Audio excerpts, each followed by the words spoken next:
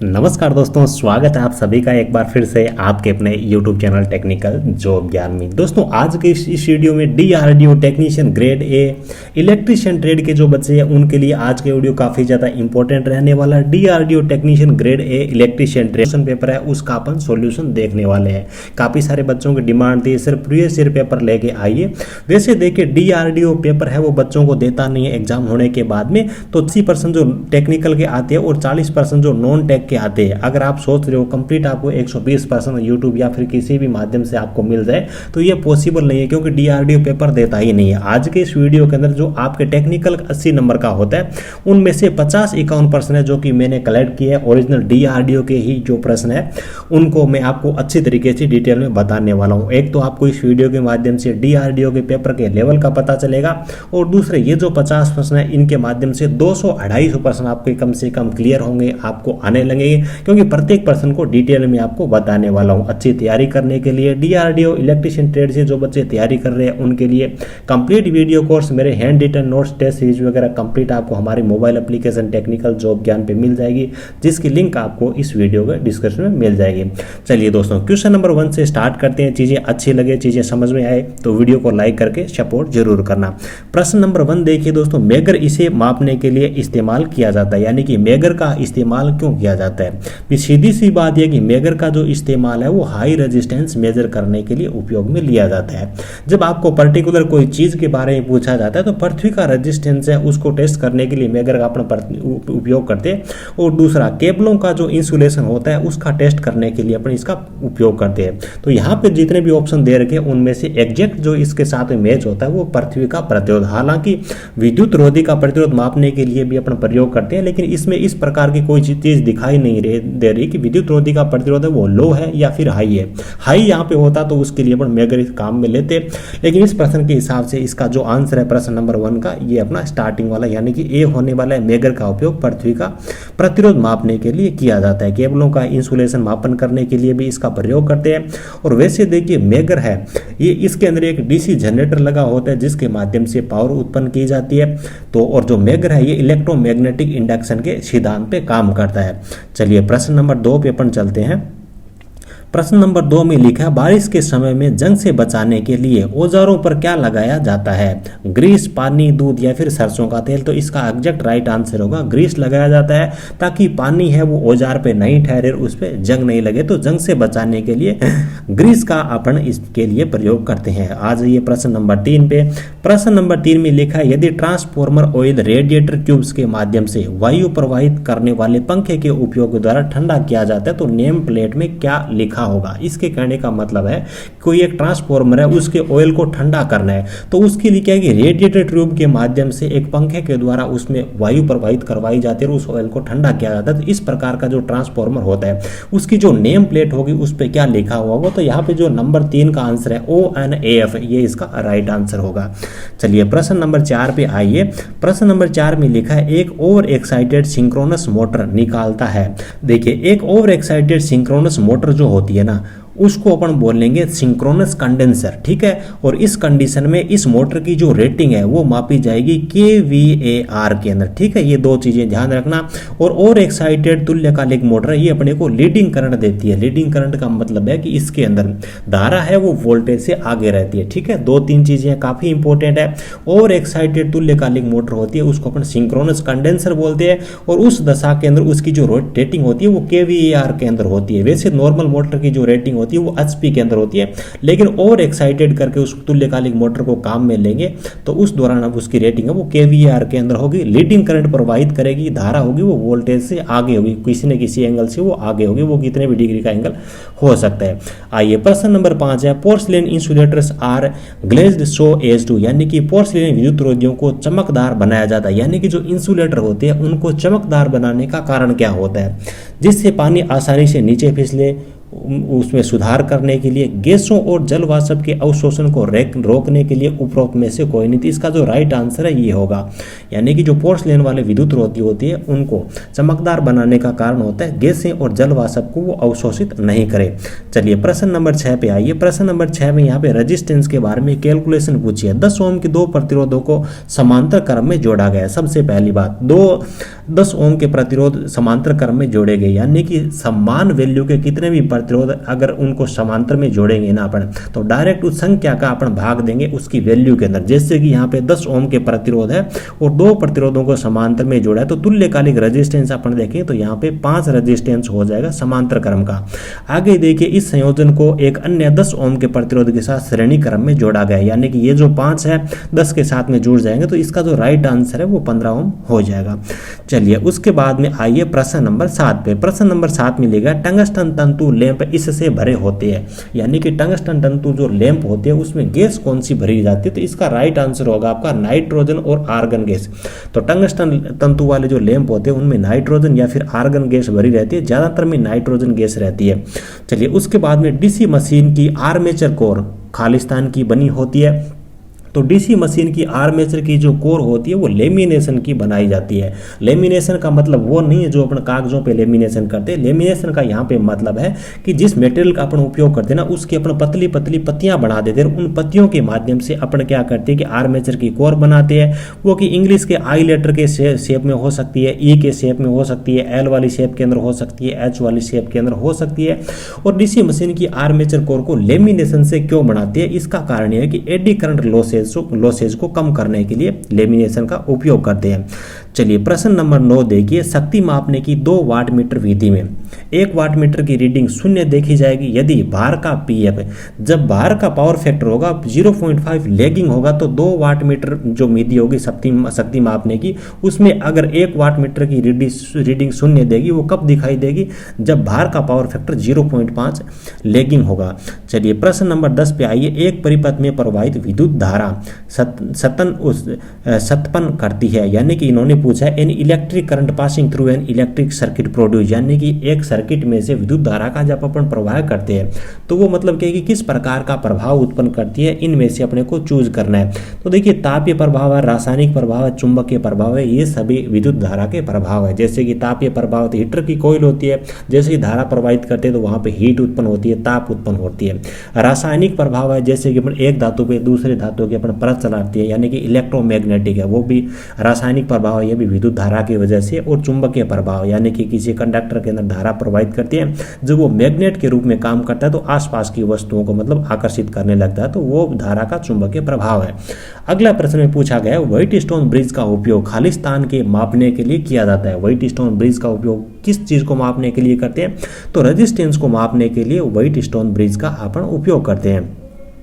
चलिए प्रश्न नंबर 12 देखिए, समान बला गुण विकसित करने के लिए एक फेजी मोटर का पीएफ 3 फेजी मोटर की तुलना में होगा, यानी कि इन्होंने पूछा है भी समान बला गुण विकसित करना है, उसके लिए एक आपकी सिंगल फेज मोटर है और दूसरी आपकी 3 फेज मोटर है। तो सिंगल फेज मोटर का जो पावर फैक्टर है वो 3 फेज मोटर की तुलना में कितना होगा, समान होगा, कम होगा, ज्यादा होगा या निश्चित नहीं है, तो कम होगा। यानी कि जो सिंगल फेज मोटर होती है ना उसका जो बला गुण होता है, टॉर्क होता है, वो 3 फेज मोटर की तुलना में हमेशा कम होता है। चलिए अगले प्रश्न पे आइए आप, काफी इंपॉर्टेंट प्रश्न है। प्रश्न नंबर 13 देखिए, फ्लेमिंग के दाएं हाथ के नियम में प्रेरित ईएमएफ की दिशा किसके द्वारा दी जाती है। अब देखिए फ्लेमिंग के राइट हैंड रूल या फिर दाएं हाथ का जो नियम होता है उसमें होता क्या है, उसमें क्या होता है कि अपना अंगूठा है, उसके बाद में चौथी अंगुली है और दूसरी साइड से अपन देखें तो अंगुलियों के अंदर ये पहली अंगुली भी होती है और उसके बाद में मिडल फिंगर जिसको अपन तीसरी अंगुली बोलते थे, इन तीनों को 90 डिग्री के कोण पे रखा जाता है। अब देखिए तीनों में से कौन सी चीज है वो क्या दर्शाती है, यहाँ पे पूछा है प्रेरित ईएमएफ की दिशा कौन दर्शाती है। देखिए पहली जो अंगुली होती है जिसको अपन वैसे चौथी अंगुली भी बोल सकते हैं, वो डायरेक्शन ऑफ मैग्नेटिक फील्ड यानी कि ईएमएफ की दिशा को दर्शाएगी, पहली अंगुली, ठीक है। अंगूठा जो होगा वो डायरेक्शन ऑफ मैग्नेटिक फोर्स यानी कि चुंबकीय जो बल होगा उसकी दिशा को दर्शाएगा और उसके बाद मिडल फिंगर या फिर अपन बोले तीसरी जो अंगुली है वो दर्शाएगी करंट की डायरेक्शन को। तो इसका जो राइट आंसर होगा वो अपना ए हो जाएगा। चलिए उसके बाद में प्रश्न नंबर 14 पे आइए। प्रश्न नंबर 14 में पूछा बिजली का सबसे अच्छा चालक कौन सा है, तो सबको पता होगा तांबा है वो सबसे अच्छा चालक है इनमें से, ठीक है। उसके बाद में एल्यूमिनियम है अच्छा चलिए आइए, उसके बाद में स्टेयरकेस लाइटिंग यानी कि जीने की वायरिंग के लिए भी इसका मतलब है कि जीने की जो वायरिंग होती है ना वो किस हिसाब से होती है।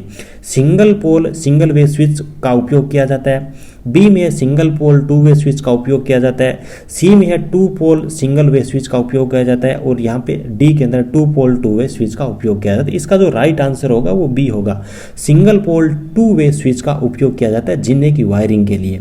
चलिए उसके बाद में आइए प्रश्न नंबर 16 में तुल्यकालिक मोटर इसके लिए प्रयोग की जाती है, यानी कि जो सिंक्रोनस मोटर है उसका अपन प्रयोग क्यों करते हैं।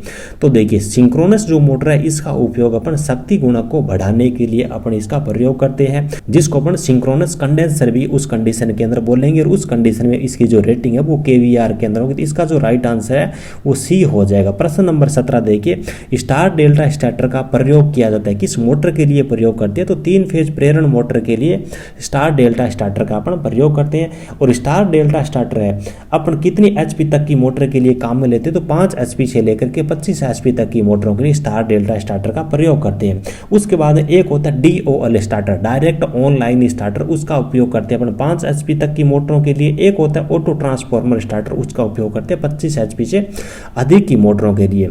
चलिए प्रश्न नंबर 18 देखिए, कौन से शक्ति संयंत्र को सबसे कम मात्रा में ईंधन की आवश्यकता होती है। तो देखिए नाभिक है जिसको अपन न्यूक्लियर रिएक्टर बोलते हैं, तो सबसे कम ईंधन की जरूरत होती है। अभी 1 किलो जो यूरेनियम होगा उससे भी मतलब क्या है कि 3000 टन के आसपास में जो कोयला होता है उससे अपने को जितनी पावर मिलेगी ना उतनी अपने को 1 किलो यूरेनियम से मिल जाएगी। तो शक्ति संयंत्र जो कि अपना नाभिकीय रिएक्टर है, न्यूक्लियर रिएक्टर है, उसके अंदर सबसे कम मात्रा में ईंधन की जरूरत पड़ती है। हालांकि यूरेनियम सबसे महंगा ईंधन भी है, इसलिए भारत के अंदर इसके काफी कम संयंत्र लगाए हुए हैं। भारत के अंदर सबसे ज्यादा है वो अपने थर्मल पावर प्लांट लगाए गए हैं। प्रश्न नंबर 19 देखिए, घूर्णी परिवर्तित इसे परिवर्तित करने के लिए प्रयोग किया जाता है, यानी कि रोटरी कन्वर्टर का उपयोग अपन किसको परिवर्तित करने के लिए लेते हैं। एसी को डीसी में, डीसी को एसी में, ए और बी दोनों उपरोक्त में से कोई नहीं। रोटरी कन्वर्टर एक इलेक्ट्रोमैकेनिकल रेक्टिफायर है, क्या बोलते हैं, इलेक्ट्रोमैकेनिकल रेक्टिफायर बोलते हैं रोटरी कन्वर्टर को। ये एसी को डीसी में भी कन्वर्ट कर देगा और डीसी को एसी में भी कन्वर्ट कर देगा, यानी कि डीसी से एसी और एसी से डीसी दोनों काम करता है। इसलिए ये एक तरीके से रेक्टिफायर भी है और एक तरीके से ये इन्वर्टर भी है। ठीक है, चलिए उसके बाद में आ जाइए प्रश्न नंबर 20 पे। 4 ध्रुव और 50 साइकिल पर सेकेंड आवृत्ति वाली एक तुल्यकालिक मोटर, यानी कि उस मोटर की स्पीड यहाँ पे पूछी गई है। तो स्पीड ज्ञात करने का जो फॉर्मूला होता है 120 × F, यानी कि यहाँ पे देखिए आप 50 अपॉन पोल की संख्या। ठीक है, पोल की संख्या, तो जब पोल की संख्या यहाँ पे 4 आ रही है तो इसके अंदर आप भाग दीजिए 3 आ जाएगा, तो यहाँ पे आ जाएगा आपका 1500 आरपीएम। देखिए जब आवृत्ति है वो 50 हर्ट्ज होती है ना, तो कुछ चीजें मैं आपको फिक्स बता रहा हूँ। जब पोल की संख्या 2 होगी ना उस टाइम तो जो मोटर की गति होगी वो 3000 आरपीएम होगी। ठीक है, और जब पोल की संख्या 4 आ जाएगी ना उस टाइम मोटर की गति 1500 आरपीएम होगी। जब पोल की संख्या 8 होगी उस टाइम 750 आरपीएम पे मोटर चलेगी, और जब पोल की संख्या 12 होगी उस टाइम मोटर 500 आरपीएम की स्पीड पे चलेगी। इन सब चीज़ों को नोट कर लेना, कैलकुलेशन करने की जरूरत नहीं पड़ेगी दोस्तों। चलिए उसके बाद में आ जाइए प्रश्न नंबर 21 पे। डीसी मशीनों के मामलों में यांत्रिक हानियां मुख्यतः इसका फलन होती है, यानी कि डीसी मशीनों में यांत्रिक हानियां क्यों होती है, तो इसका जो कारण होता है स्पीड होती है। स्पीड की वजह से जो रोटेटिंग पार्ट्स होते हैं जो घूमते हैं उनमें घर्षण होता है, और घर्षण की वजह से ही उसके अंदर यांत्रिक हानियां होती है। और यांत्रिक हानियां ध्यान रखना कभी भी लोड पे डिपेंड नहीं करती है। वैसे मैंने जो क्लासेस पढ़ा रखी है एप्लीकेशन पे उन पे तो मैंने इन सब चीज़ों को अच्छी तरीके से क्लियर कर रखा है, लेकिन जो नए स्टूडेंट हैं उनको भी मेरे हिसाब से सभी चीज़ें अच्छी तरीके से समझ में आ रही होगी। प्रश्न नंबर 22 देखिए, in an SCRL series circuit voltage V leads the current I by an angle phi, the power factor is. इसके पूछने का मतलब है कि कोई SCRL सीरीज सर्किट है उसके अंदर वोल्टेज है वो धारा से आगे है। ठीक है, एंगल कौन सा है, फाई है, तो पावर फैक्टर होगा। तो देखिए पावर फैक्टर को अपन कोस फाई के अंदर मेजर करते हैं, और वोल्टेज यहाँ पे लीड्स है यानी कि वोल्टेज आगे है और करंट पीछे, इसका मतलब है कि लेगिंग पावर फैक्टर है, और पावर फैक्टर को कोस फाई के अंदर लेते हैं। प्रश्न नंबर 23 में पूछा है, एक प्रेरणी मोटर के रोटर में प्रतिरोध की प्रविष्टि, यानी कि जो इंडक्शन मोटर होती है उसके रोटर में अपन प्रतिरोध क्यों लगाते हैं। तो देखिए सीधी सी बात है, किसी मोटर के स्टार्टिंग टॉर्क को बढ़ाना है ना उसके रोटर में अपने को प्रतिरोध लगाने पड़ेगा। तो आरंभिक बला गुण को बढ़ाने के लिए मोटर के रोटर में अपने को रेजिस्टेंस लगाना पड़ता है। चलिए उसके बाद में प्रश्न नंबर 24 देखिए, बैटरी की करंट रेटिंग में वृद्धि करने की विधि कौन सी है। इसमें सेलों के हिसाब से पूछा है। देखिए जब सेलों को समांतर क्रम में जोड़ेंगे ना तब तो करंट की मात्रा बढ़ेगी, यानी कि जब ज़्यादा करंट यानी कि करंट में अपने को वृद्धि करनी हो तो सेलों को समांतर में जोड़ेंगे और समांतर में वोल्टेज फिक्स रहेगा। अगर अपने को वोल्टेज में वृद्धि करनी हो तो अपन जो सेल है उनको सीरीज में जोड़ेंगे। इन चीज़ों को ध्यान में रखना, इंपॉर्टेंट चीज़ें मैं आपको बता रहा हूँ। मोटर्स आर रेटेड इन, यानी कि जो मोटर हैं उनकी रेटिंग किस में दी जाती है, तो मोटरों की रेटिंग एचपी में दी जाती है। केवी में रेटिंग किसकी होती है, ट्रांसफॉर्मर और जनरेटर की रेटिंग केवीए में होती है। और केवीएआर में रेटिंग किसकी होती है, जैसे कि मैंने आपको बताया जो तुल्यकालिक मोटर होती है उसको और एक्साइटेड करके अपन जब चलाते हैं है ना, पावर फैक्टर में सुधार करने के लिए, तो उस कंडीशन में तुल्यकालिक मोटर की जो रेटिंग होती है वो केवीएआर के अंदर ली जाती है। अगला प्रश्न देखिए, 400 voltage line at dead and employees the insulator, यानी कि इसका मतलब ये है कि जो डेड एंड होता है यानी कि 400 वोल्टेज की लाइन का जो अंतिम सिरा होता है उस खंभे पे किस प्रकार का इंसुलेटर अपन लगाएंगे। तो सेकल टाइप के जो इंसुलेटर ना दोस्तों, इंसुलेटर का प्रश्न बहुत ज़्यादा इंपॉर्टेंट है। सेकल टाइप के इंसुलेटर का उपयोग दो जगह करती है, एक तो लाइन जहाँ पे एंड होती है वहाँ पे, और दूसरा लाइन जहाँ से घूमती है ना वहाँ पे अपन सेकल टाइप के इंसुलेटर का प्रयोग करते हैं। पिन टाइप की जो इंसुलेटर है इनका उपयोग अधिकतम अपन 33 केवी की लाइन यानी कि 33,000 वोल्टेज तक करते हैं। इससे ऊपर वोल्टेज में पिन टाइप के इंसुलेटर का उपयोग नहीं करेंगे। 33 केवी से ऊपर की जो लाइन होगी वहाँ पे डिस्क टाइप के इंसुलेटर काम में लेंगे, जिनके अंदर प्रत्येक जो डिस्क है 11 केवी के रूप में काम करेगी। ठीक है, यानी कि देखिए आप वोल्टेज जितने भी होंगे उसके हिसाब से डिवाइड कर देना। 11 केवी की एक डिस्क है तो डिस्कों की संख्या आ जाएगी। आ जाइए प्रश्न नंबर 27 में देखिए, 3 फेज एसी परिपथ के स्टार कनेक्शन में देखिए दो चीजें होती है, एक स्टार कनेक्शन होता है, एक डेल्टा कनेक्शन होता है। धारा और वोल्टेज के बीच में रिलेशन एग्जाम में अक्सर पूछा जाता है। स्टार कनेक्शन में क्या होगा, स्टार कनेक्शन में फेज वोल्टेज होगा ना वो लाइन वोल्टेज के √3 गुना होगा, ये तो होता है वोल्टेज। और स्टार कनेक्शन के अंदर फेज धारा और लाइन धारा दोनों बराबर होगी। दूसरा जब केस आता है अपना डेल्टा कनेक्शन का, तो डेल्टा कनेक्शन में फेज धारा लाइन धारा का √3 गुना होगी, जबकि फेज वोल्टेज और लाइन वोल्टेज दोनों बराबर होंगे। नोट कर लेना, कहीं पे बहुत अच्छी चीज़ें बता रहा हूँ, बुक के अंदर काफ़ी जगह ढूंढोगे तब जा करके ये चीज़ें मिलेंगी और समझ में पता नहीं आएगी भी नहीं आएगी। Permanent magnet moving coil type के मीटर किस में उपयोग किए जाते हैं, यानी कि जो अपने permanent magnet moving coil type के मीटर होती है ना उनको अपन किस में उपयोग करते हैं। तो देखिए परमानेंट मैग्नेट मूविंग कॉइल जो मीटर होती है वो केवल डीसी में ही उपयोग में लिए जा सकते हैं, एसी में काम नहीं करते हैं, तो इसका राइट आंसर बी होगा। चलिए प्रश्न नंबर 29 देखिए, डीसी मशीन में इंटरपोल्स जुड़े होते हैं।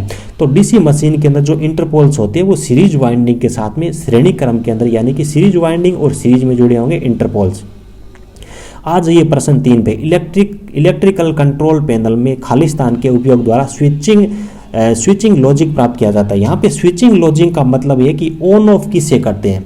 तो देखिए इलेक्ट्रिकल कंट्रोल पैनल्स जो होते हैं ना यानी कि जो सर्किट को कंट्रोल करते हैं ऑन ऑफ करवाते हैं, तो उसमें ऑन ऑफ करने के लिए चीज़ कौन सी होती है, तो वो होता है अपना कॉन्टैक्टर। जैसे कि अपना टाइमर हो गया, सिक्योरिटी लाइट वगैरह होती है, रोड लाइटें होती है, तो उनके अंदर टाइमर लगा रहता है, अभी इतने टाइम पे अपनी जो रोड लाइट है वो ऑफ होनी तो ऑफ हो ही जाएगी। तो उसके अंदर एक कॉन्टैक्टर होता है जो कि जब टाइम होता है ना उसके हिसाब से वो मतलब क्या है कि आपस के अंदर टच हो जाते हैं, और जब मतलब क्या है कि टाइमर के हिसाब से जब उसको सिक्योरिटी लाइट को ऑफ होने का टाइम आता है तो वो कॉन्टैक्टर्स ओपन हो जाते हैं। चलिए अगले प्रश्न पे आप आ जाइए 31 नंबर पे, तुल्यकालिक मोटर में डैम्पर वाइंडिंग का क्या काम है। तो डैम्पर वाइंडिंग अपन क्यों करते हैं, दो कारण है। एक तो हंटिंग प्रभाव को कम करने के लिए, हंटिंग प्रभाव वो होता है जब मोटर स्टार्ट नहीं होती है, और दूसरा मोटर को चालू करने के लिए। हंटिंग प्रभाव को कम करना और मोटर को चालू करने का काम होता है डैम्पर वाइंडिंग का। प्रश्न नंबर 32 देखिए, स्थैतिक विद्युत चुंबकीय प्रेरण को निम्न एसी मशीन में काम में लिया जाता है। यानी कि इसके पूछने का मतलब है कि इलेक्ट्रोमैग्नेटिक इंडक्शन प्रभाव पे कौन सी मशीन काम करती है। देखिए ट्रांसफॉर्मर है, ये अपनी एक स्थैतिक डिवाइस है और इलेक्ट्रोमैग्नेटिक इंडक्शन के प्रभाव पे काम करती है। इसका राइट आंसर अपना सी होगा, इलेक्ट्रोमैग्नेटिक इंडक्शन प्रभाव पे ट्रांसफॉर्मर काम करेगा। ट्रांसफॉर्मर को स्टैटिक मशीन बोला जाता है क्योंकि इसमें कोई घूमने वाला पार्ट होता नहीं है, और ट्रांसफॉर्मर की दक्षता अन्य मशीनों की तुलना में काफी ज्यादा होती है। देखिए एनर्जी मीटर इज ए, यानी कि इसने पूछा है एनर्जी मीटर किस कैटेगरी के अंदर आते हैं। घरों के अंदर जो मीटर लगे होते हैं ना वो एनर्जी मीटर होते हैं। तो इंटीग्रेटेड इंस्ट्रूमेंट के अंदर एनर्जी मीटर को रखा जाता है।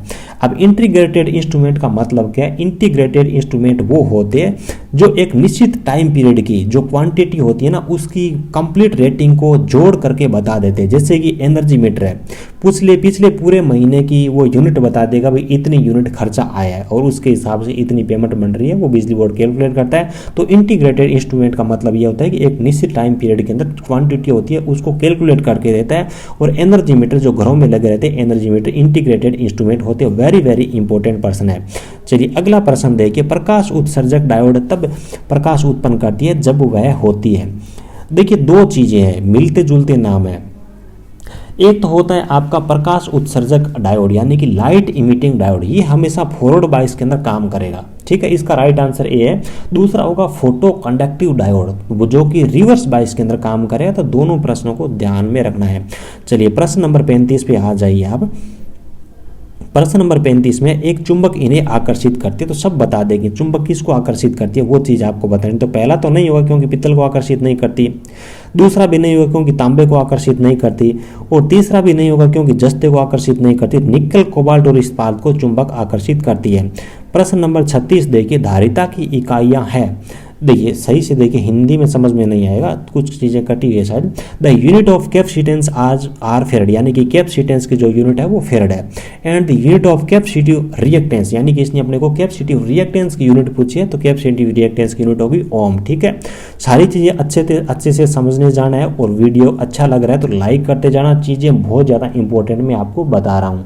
चलिए उसके बाद में अगले प्रश्न पे आइए। अगला प्रश्न है 37 नंबर, चुंबकीय बल रेखाओं की दिशा इसके द्वारा निर्धारित की जाती है। तो देखिए एक तो होता है अपना राइट हैंड रूल, उसके द्वारा चुंबकीय रेखाओं की दिशा ज्ञात करते हैं, और दूसरा होता है right hand cork screw rule, दोनों से अपन ज्ञात कर सकते हैं। इसका राइट आंसर होगा सी। ठीक है, चलिए 38 नंबर प्रश्न पे आप आइए। ट्रांसफॉर्मर का ट्रांसफॉर्मेशन रेशो यानी कि रूपांतरण अनुपात आपको बताना है कि किस हिसाब से रूपांतरण अनुपात को अपन दर्शाते हैं।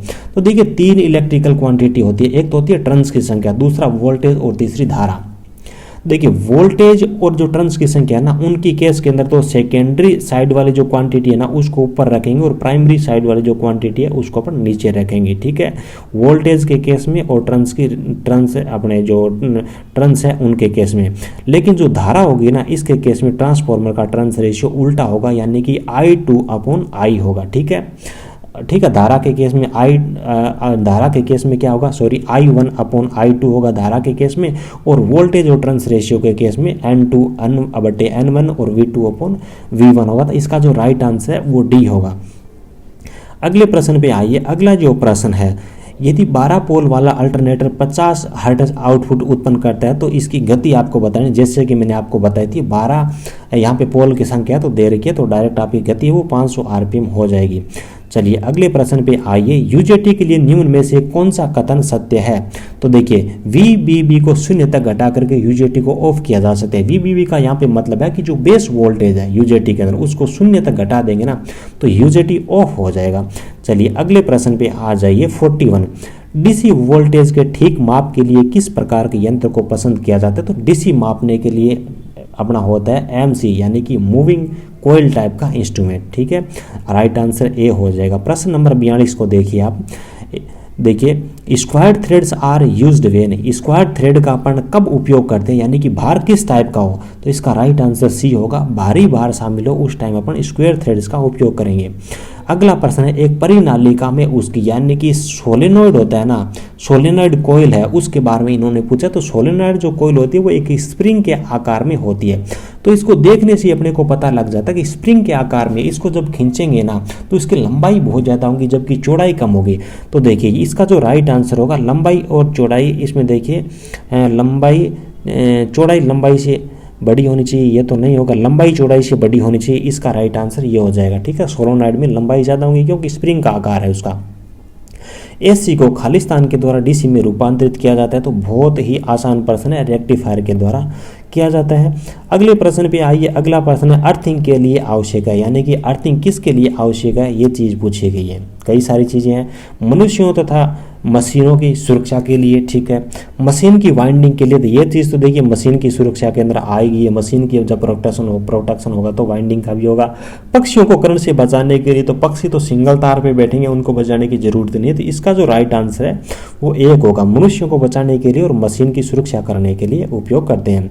ट्रांसफॉर्मर का कार्य, ये भी सब बच्चों को पता होगा, कौन से मतलब क्या कि ये काम किस हिसाब से करता है। डीसी वोल्टेज को बढ़ाना घटाना, एसी वोल्टेज को घटाना बढ़ाना, एसी वोल्टेज की आवृत्ति को बढ़ाना या घटाना, उपरोक्त में से कोई नहीं। तो सीधी सी बात है, एसी वोल्टेज को घटाने और बढ़ाने के लिए अपन स्टेप डाउन और स्टेप अप ट्रांसफार्मर का उपयोग करते हैं। अब आ जाइए यहाँ पे 47% के अंदर इन्होंने पूछा भी 5 HP रेटिंग की स्क्वायरल केज इंडक्शन मोटर है, तो उसके लिए अपन किस प्रकार के स्टार्टर का उपयोग करेंगे। तो जैसे कि मैंने आपको पहले बताया, रेटिंग आप लिख लीजिए।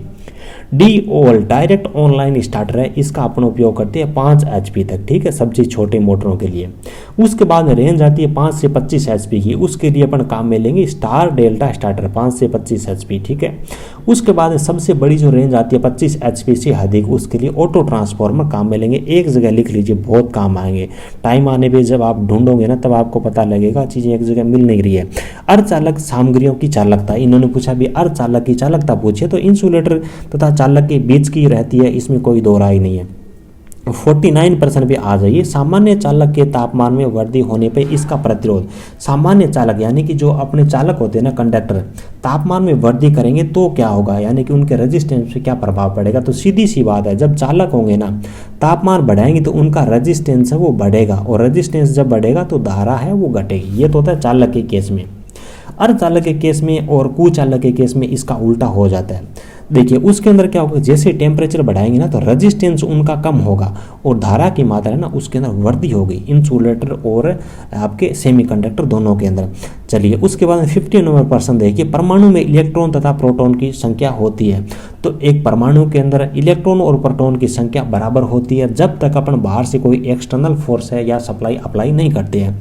तो ठीक है, वो न्यूट्रल अवस्था के अंदर होगा और उसमें प्रोटॉन इलेक्ट्रॉन की संख्या बराबर होगी। जब अपन बाहर से कोई फोर्स सप्लाई अप्लाई करेंगे तो जो मुक्त इलेक्ट्रॉन्स है वो मतलब क्या है कि अंतिम कक्षा के अंदर चले जाएंगे, वो भागने लगेंगे और वो एक मतलब चालक के रूप में काम करने लगेगा। तो मुक्त जो अपना स्थायी कंडीशन में जो परमाणु होता है, स्थिर कंडीशन में, उसमें इलेक्ट्रॉन और प्रोटॉन की संख्या हमेशा बराबर होती है। 51 क्वेश्चन देख लीजिए, ट्रांसफार्मर की ब्रीदर में सिलिका जेल का काम इन्होंने पूछे है। तो सीधी सी बात है, ट्रांसफार्मर में नमी घुसने से रोकने के लिए ट्रांसफार्मर के अंदर सिलिका जेल का ब्रीदर के अंदर प्रयोग किया जाता है। वो अपनी जो सिलिका जेल होती है वो नमी को सोखने का काम करती है, वायु की नमी को सोख लेती है, ठीक है। तो मेरे हिसाब से सभी प्रश्न आपको काफ़ी अच्छी तरीके से समझ में आ गए होंगे और आगामी एग्जाम के लिए आपके लिए काफ़ी ज़्यादा महत्वपूर्ण साबित होने वाले हैं, ठीक है। वीडियो अच्छा लगा तो एक प्यारा सा लाइक करना।